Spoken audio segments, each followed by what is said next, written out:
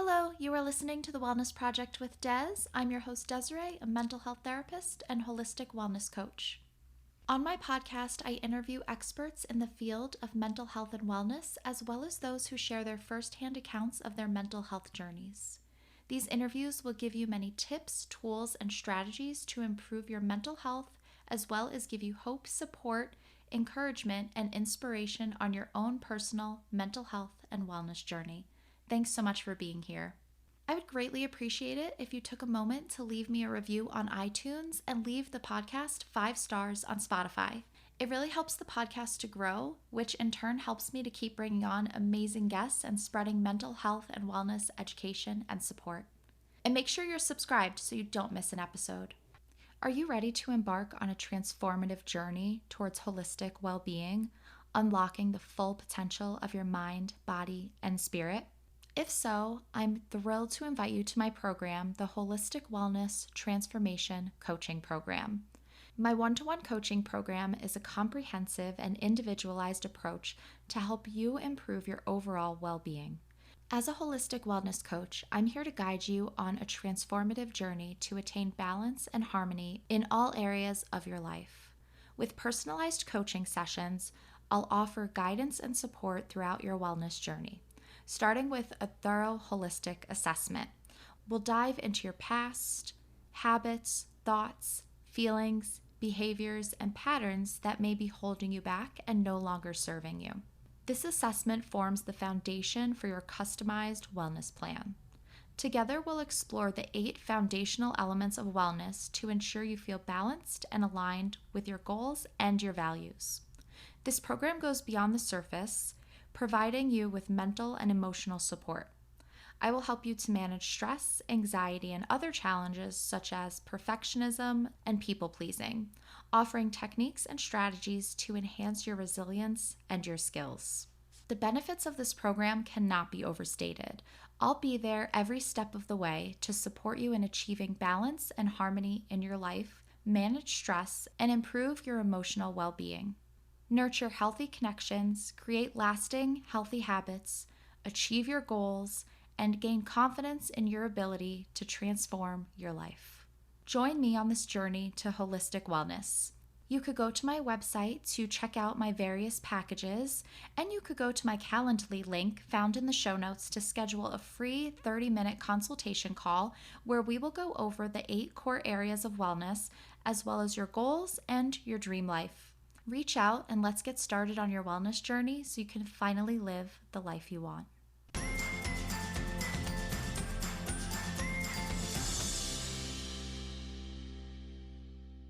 Hey there, I'm your host Des, and you are listening to episode number 179 of the podcast. And on today's episode, I am speaking with Miriam Rachel all about people pleasing.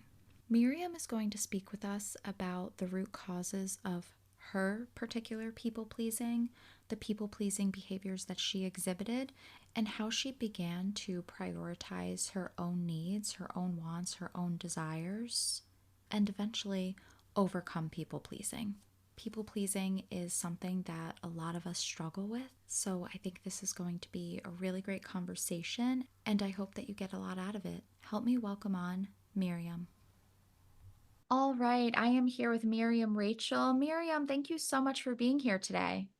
Well, thank you so much for having me, Desiree. Yeah, absolutely. I'm so glad that you could be here today and share your story with us. So, to get us started, we are talking about pathological people pleasing today. And so, to get us started, I would love if you can introduce yourself, share your story with us. Yeah, absolutely. All right. So my name is Miriam Rachel. I'm a Canadian mom, and I'm also a writer.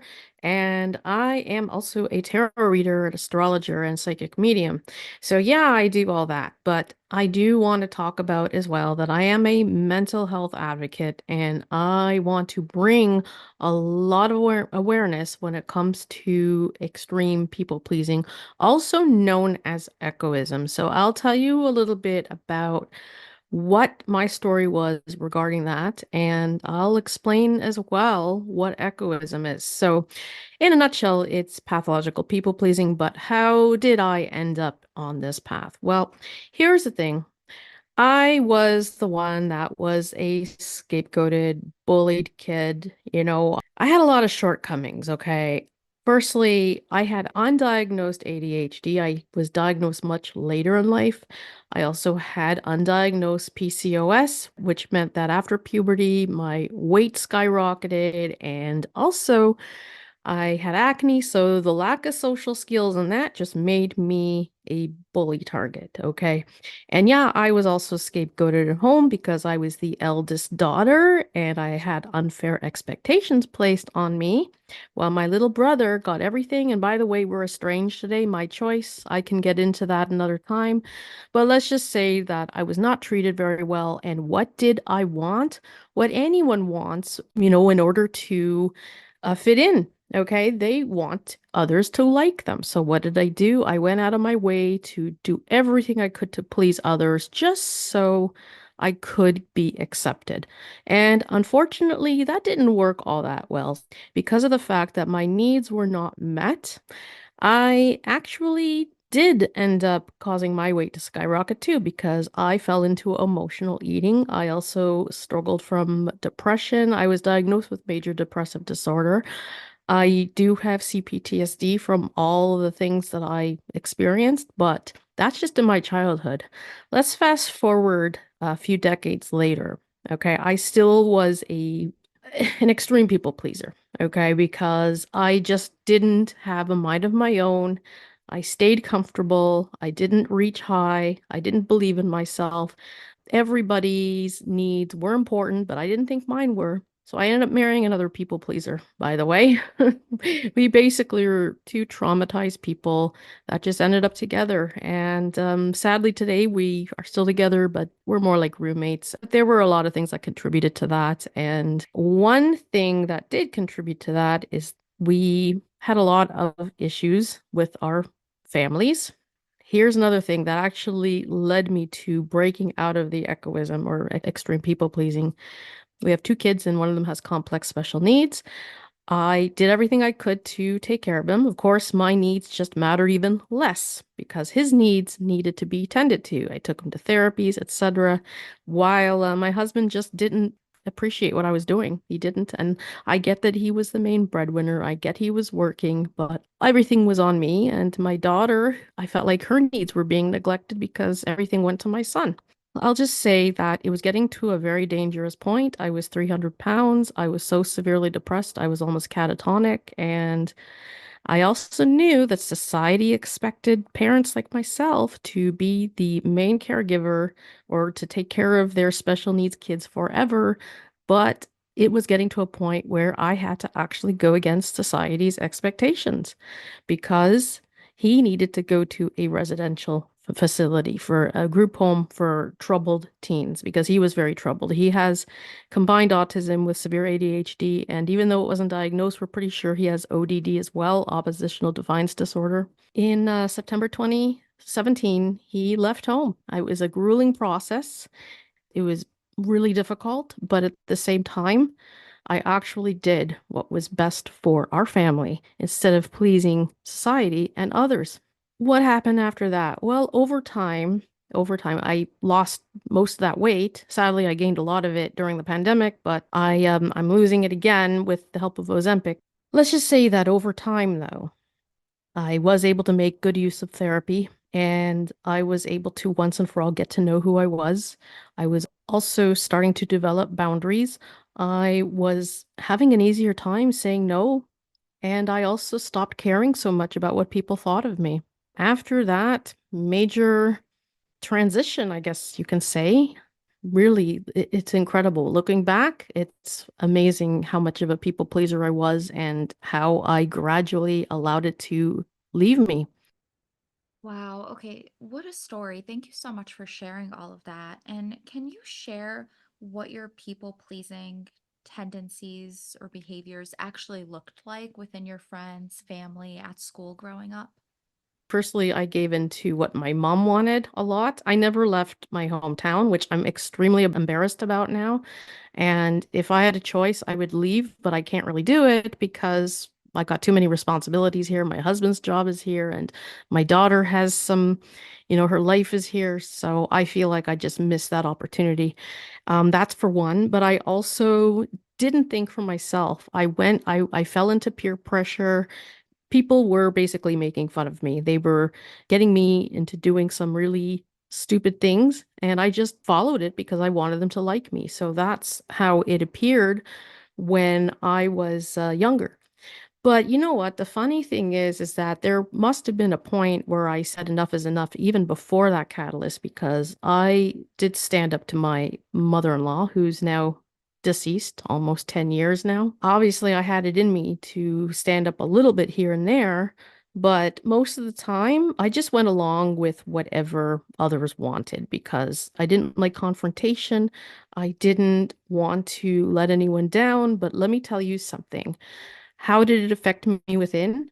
I ended up building a lot of resentment over time, lots of resentment because my needs were not being met. And that is very understandable that you're going to build resentment. When you are a people pleaser, you are building a breeding ground for resentment because your needs aren't being met because you don't think your needs matter.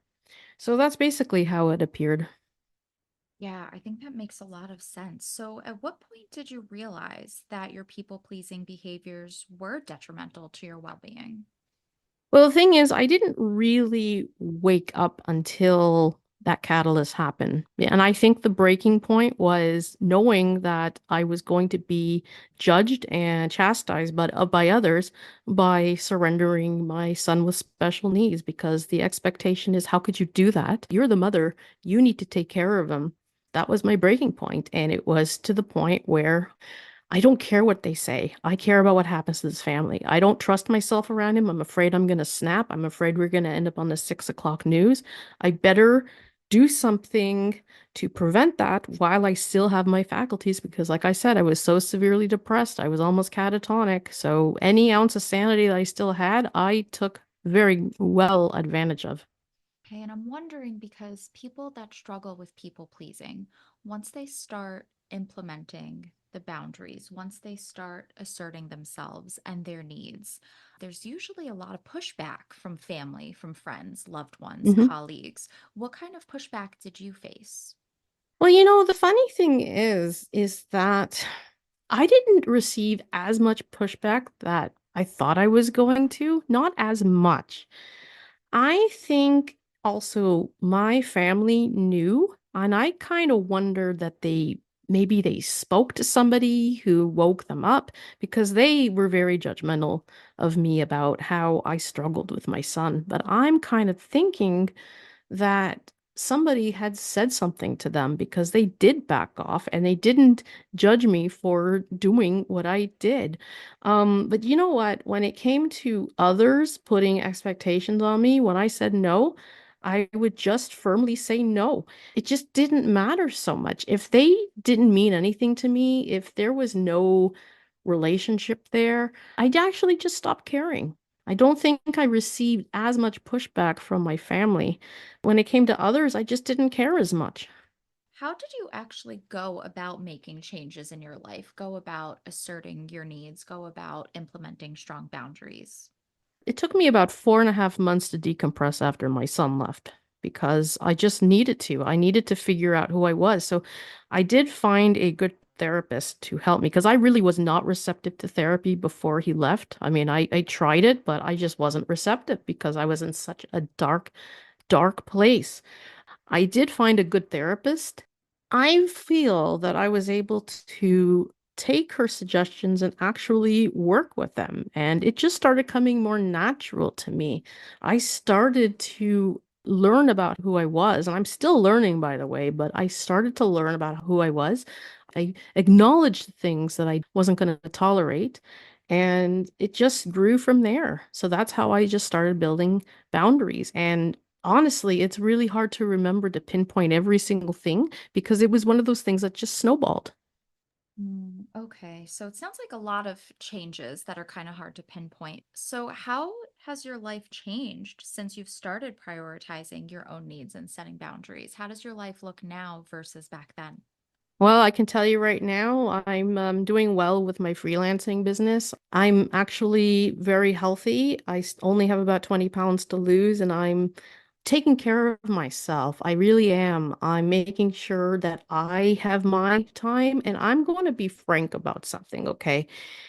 I have sort of at times swung towards the other end of the pendulum. I've gotten a little too selfish. I will not easily compromise. Now, the thing is, though, I have to remind myself if the relationship matters to me, I'm going to have to. I think I get a little bit, I don't know if this is really the right word, but triggered if I feel like I have to compromise or if I feel like I have to go with what someone else wants to do that I don't really want to because it reminds me of how I used to be a people pleaser. But the thing is, if I'm in a position where I have to make a compromise, I immediately jump up and say, look, if I do this for you, you're going to have to do this for me, kind of thing, right? So it's a balance, about striking a balance. Because I gotta say that I've gotten quite selfish. I value my self-care. I value my time. I don't want to be bothered. I don't want to be bothered to take care of anyone else. I mean, except for my daughter. I mean, I'm trying to make up for so much lost time with her, and she's turned out to be a really, really wonderful young woman. But otherwise, I don't want to be there for anyone. I really don't. I need to take care of me. I still have a lot of making up to do, but I also realize at the same time, I can't just blow everyone out of my life that I care about. So I have to remind myself, yeah, just because I'm making a compromise does not mean I'm falling back into people pleasing. A compromise is, yeah, you have to make some sort of sacrifice as long as it's not infringing on your boundaries. I'm glad that you bring that up because I think some people may struggle with that, swinging too far to the Yeah. other side. So I'm glad that you bring that up, that it is about finding balance and that there is compromise there in your relationships. Absolutely. And again, it was very hard for me to get there because let me tell you, around 2 years ago, I really, really, really struggled with that. I just went a little too far, and I know that I do have to strike a balance, and I have to remind myself a lot because I don't want to look like a selfish jerk either. You know what I mean? It's just a really difficult balance to strike. It is really difficult. So, yeah, I'm glad that you're sharing that so that other people, I'm sure other people will resonate with that as well. That it's hard. It's hard to prioritize your own needs while also caring for other people and their needs as well. But I also make sure if I do have to care for other people's needs, I make sure that mine are met and I know that mine matter. I don't even need to remind myself of that. I just know it. I do it as well when it's convenient for me. I do believe as well that I think being told to be the nice, kind, giving individual can be really, really detrimental advice. Because what happens when you give, give, give, give, give? You have nothing left. You become an empty cup. You can't squeeze blood from a stone, right? You got to give and receive. A healthy give and take. That's really what it is. Oh, yes, absolutely. And so, if there are people that are struggling with people pleasing, what advice would you give to others that are kind of struggling with this? They want to prioritize their needs, they want to take care of themselves, they want to stop these behaviors and have healthier relationships. Yeah, so the first thing is you got to acknowledge that you are a people pleaser. It's not an easy thing to admit, but you got to really self-reflect first. I also think that you need to seek some sort of therapy. You got to find out as well. You got to do some shadow work and find out how the people pleasing started. There's a very, very high chance that you ended up with some trauma of some sort, that involved some kind of verbal or emotional abuse.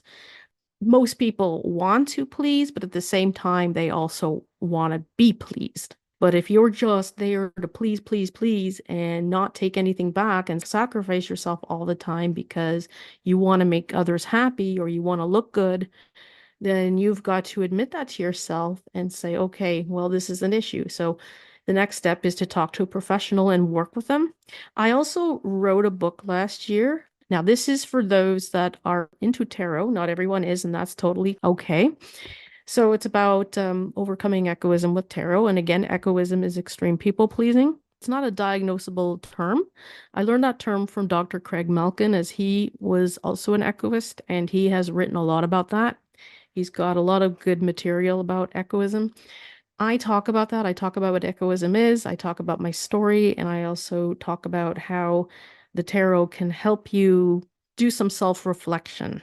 Okay. And there are some spreads about how to look within to see why you are a people pleaser and how you can create boundaries. But I also make it clear that I am not a therapist. I also make it very clear that you really should work with a therapist if you're going to go this route. It's supposed to be an addition. And the thing is that I don't recommend someone jumps right into it because it could be triggering. It could end up defeating the purpose. You want to talk to a therapist and be ready to work with it because that will take a lot of shadow work. That will take a lot of looking within, and there will be some triggers. Great. Miriam, this has been a really great conversation. Thank you so much for sharing your story. I would love if you can share where everyone can find you. You can just go generally to Beacons AI, BEACONS.ai /Miriam Rachel. But you can also find me on my website, miriamreadstarot.com, as well as I'm on medium.com, msmir.medium.com. I'm also on Instagram, Miriam Reads Tarot on Instagram. So yeah, I'm pretty much everywhere. All right, great. And everyone, I am going to put all of those links in the show notes. Miriam, thank you so much for being here today. And thank you so much for having me. I really hope that you liked this episode and gained a lot of value from it. If you did like this episode, please share it on social media. You can tag me at The Wellness Project with Des on Instagram and at According to Des on Facebook. If you do enjoy my podcast and gain value from it, I would greatly appreciate your support. You can show your love and support by buying me a coffee. This will help my podcast to grow and in turn will help me to keep bringing on amazing guests. You can go to buymeacoffee.com/The Wellness Project with Des to show your support. All books written by or recommended by my amazing podcast guests are listed on my Amazon storefront. Go to the link in the show notes to check out those books. I would love to extend an invite to you to become a part of my community. You can do this through Facebook, where we will be discussing this episode. I would love for you to share your insights, any aha moments, any thoughts or ideas you would like to contribute. You can contribute in the discussion taking place in my Facebook group, and it's a great place to connect with me because I am in there every day with mental health and wellness content, discussions, reflections, journal prompts. It's a fun and supportive place to be. You can find the group at facebook.com/groups/According to Des, and that link will also be in the show notes. You can also check out more of what I'm doing on my website, accordingtodes.com. You'll find a lot of wellness blogs, written interviews, detailed podcast show notes, and my shop, where you will be able to find workshops, my self-care course, digital downloads, ebooks. There's a lot going on my website, so make sure you check that out at accordingtodes.com. And while you're there, join my email list to stay in the know about what I have going on and available for you. When you sign up, you will get your free ebook, The 5 Stress Reduction Techniques to help you feel more relaxed. Thank you so much for being here. I will talk to you next week. So until then, I hope you have a calm and peaceful week.